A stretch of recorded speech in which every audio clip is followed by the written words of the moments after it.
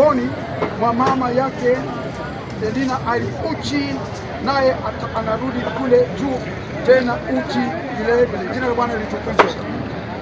Mtu wa kwanza atoka katika nchi ni wa udongo, mtu wa pili atoka mbinguni.